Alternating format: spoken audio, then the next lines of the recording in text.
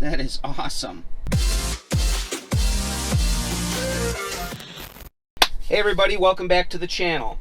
So today I'm coming to you from just outside of Minneapolis, Minnesota, visiting family for Christmas.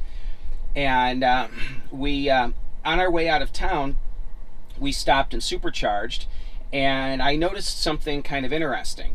So using my Scan My Tesla app, I noticed that as we were approaching the supercharger, those of you that own a Tesla know that you will get a notification on the screen that says preparing battery for supercharging. And what that is typically is it will warm up the battery. And what I noticed is when we were driving, the battery was at about 70 or 75 degrees Fahrenheit. As it was conditioning the battery for supercharging, we rolled into the supercharger and the battery was at 85 degrees Fahrenheit. And so we plugged the car in, and I noticed it climbing in charge. It was climbing and climbing and climbing. Okay, fine. And it was ramping up charge at a just sort of a trackable rate, very modest rate. And I noticed that the car was throwing additional heat into the pack once I plugged in. The car will heat the battery on your way to the supercharger to precondition it to accept a higher rate of charge, but it takes a lot of energy to heat the battery, and the car knows that you're using that energy to drive, so it only puts a modest amount into the pack. Once you plug in, the car will add heat to the pack to warm it if it's cold, and then just the act of charging adds more heat to the pack. And by the time we came out, when the supercharging was coming to a close, I looked and noticed that it was 129 degrees Fahrenheit. Now, in the summertime, when you plug into a supercharger, you'll hear the fans and coolant pumps turn on because the internal resistance of the battery, of Tesla batteries, is relatively high because they are energy dense but not necessarily power dense. High energy density batteries with a low power density tend to have a higher internal resistance, and that internal resistance builds up heat due to current, whether it be drawing current under acceleration or adding or pushing current through charging. Now so I noticed this. We got out of the charger and it was 129 degrees Fahrenheit, the battery temperature. We got on the road, and within just a few miles of being on the road, I looked down and it was at 108 degrees Fahrenheit, I believe. And ultimately it dropped down to 76 or 77 degrees Fahrenheit the entire rest of the trip to the next supercharger. And I repeated the process. Plugged the car in. On the way there, it warmed itself up to 85 degrees. We got to the supercharger, I plugged it in. We came out after it had been charging for a while, and it's at 129 degrees Fahrenheit. We hit the road, and within a few minutes, it was down in the high 70 degree Fahrenheit range, 77, 78 degrees Fahrenheit. So I wanted to explain a few things about that. First, the battery will either accept or deliver more current, more amperage when it's warm. In fact, those that own a Model S with ludicrous mode knows that in order to put it into ludicrous mode, or ludicrous plus, or whatever the highest setting is, it will say conditioning the battery or heating the battery for ludicrous mode, because the battery will dump current or even accept current much better when it's very warm.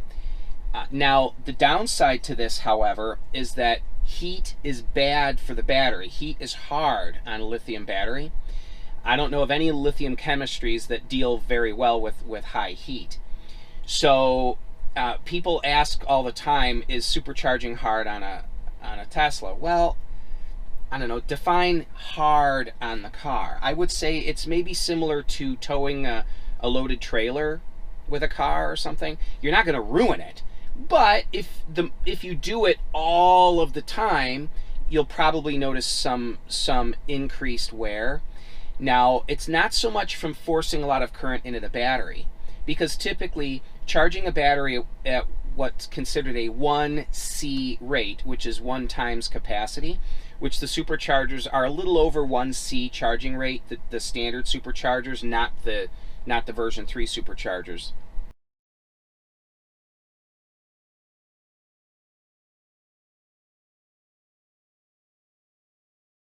So I don't know that the charging necessarily is hard on the battery, but the increased temperature that the car gives the battery to accept the current, and the increased temperature caused just by the charging process, that temperature tends to be harder on the pack than a lower temperature. For instance, most lithium chemistries like to stay right around 70 degrees Fahrenheit.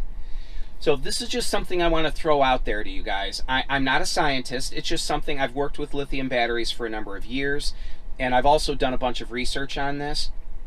And so herein lies the reason that I believe that supercharging is not necessarily the best thing for the battery. Now, it does allow the car to be traveled state to state or country to country with if you're in Europe, and it's great. But if you do a lot of supercharging, it's just from my understanding of battery pack chemistry, especially the heat associated with it, is indeed hard on the battery. So that's just something that I wanted to share with you guys. Now that I have hard data from the Scan My Tesla app, I wanted to share that with you. So anyway, I hope you guys are having a good Christmas holiday, and I'm looking forward to giving you guys some more information that I've learned by the Scan My Tesla app. And yeah, it's been an eye-opening experience having this app. So anyway, thanks a lot, guys. Go ahead and give me a thumbs up. Subscribe if you haven't done so already. Hit that notification bell. I put videos up probably every 2 days on average, something like that. Sometimes as often as every day, sometimes every 3 or 4 days, but maybe about 15 videos or so a month. And I'm looking forward to hearing what you guys think about the videos related to all of this deep information that I have on the Scan My Tesla app. So thanks a lot, guys. Also, if you're interested in an adjustable screen mount, we're running about 3 weeks behind on shipping them. There will be the Shopify link will be in my the description below. We were running a couple of months behind. We're catching up, but we are still running right around 3 weeks or so to ship new orders that are placed now. I've had a number of people ask me about this. Few days ago asking could I ship one and have it there before Christmas, and no, we're running about a 3-week delay. As we catch up on that, then we will be shifting over to the production of screen mount kits with an opposite sideways pitch for right-hand drive cars. So that'll be coming up soon. Anyway, thanks a lot, guys. Have yourselves a wonderful day. Bye-bye now.